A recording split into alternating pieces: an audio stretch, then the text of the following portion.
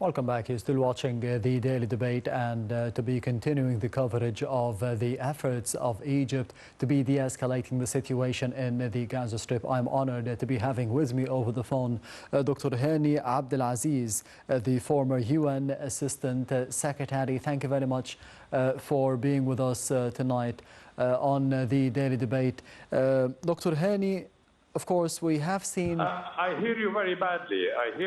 Dr. Hany, can you hear me now? Dr. Hany. Okay. I hear you very badly.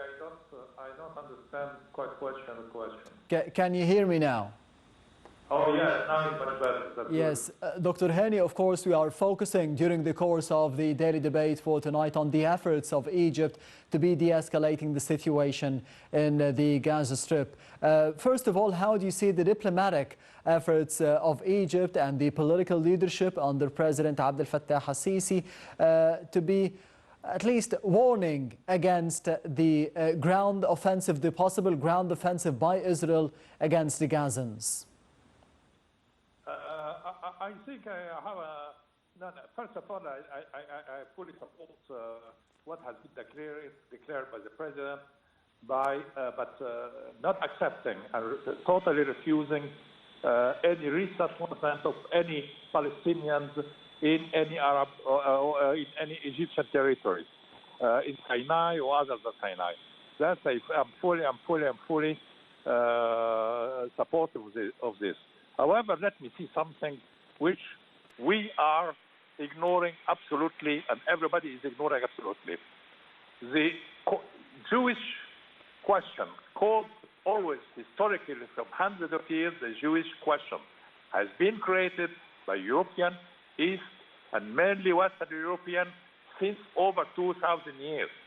Since 2,000 years, the Europeans have not stopped persecuting regularly the Jews in the territory. Therefore, the problem is essentially a European Jewish problem. They have to solve it. It is the European responsibility not to resale the whole issue to Palestine and now trying to sell it to Egypt. This is not acceptable, and we need to adopt an absolutely different approach.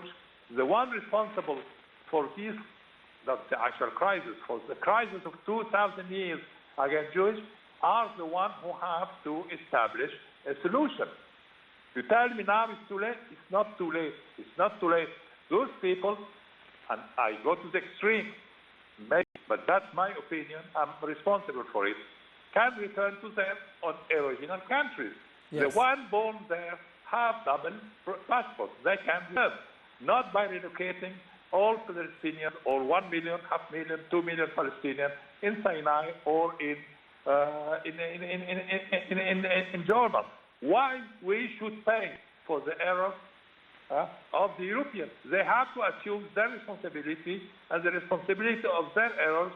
I have a complete list over 1,000 years of the by historian in each of such periods, explaining in detail everything the Europeans did against the Jews. The Jews were never persecuted in Egypt. They were never persecuted in the Middle East. They were never persecuted by... Then they come and accuse every one of us of anti-Semitism. How anti-Semitize? This is ignorance. Arabs are anti-Semites. Yes, Doctor, one important point, Dr. Hany Abdelaziz, as President Abdel al-Sisi just received, in some breaking news, just received a phone call from the US President Joe Biden, as during the phone call, President al-Sisi called for an immediate ceasefire to what is happening in the Gaza Strip, and of course the easing of the entry of the humanitarian aid from the Rafah border crossing into the Gaza Strip. How do you see the importance of such a phone call conducted at this time? For me, excuse me for the wording, it's absolutely nonsense.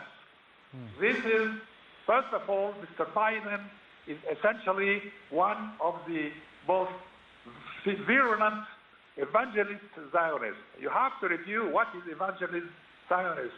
You have to review. Those are more extreme than even the Jews Zionists. Okay? Yes. What he's calling now is because he has his, public opinion increasing against him in the past, he said. But this is essentially what I would call just an attempt to soften the actual situation. But this does not reflect any important and immediate change in the political, material, military, unconditional support of the U.S. to Israel to commit over 100 years. I'm not saying 75. I'm saying 100 years since the Theodor Herzl Convention in Basel, Switzerland in 1997. This has been continuing. The deportation of Jews to the Middle East as refugees.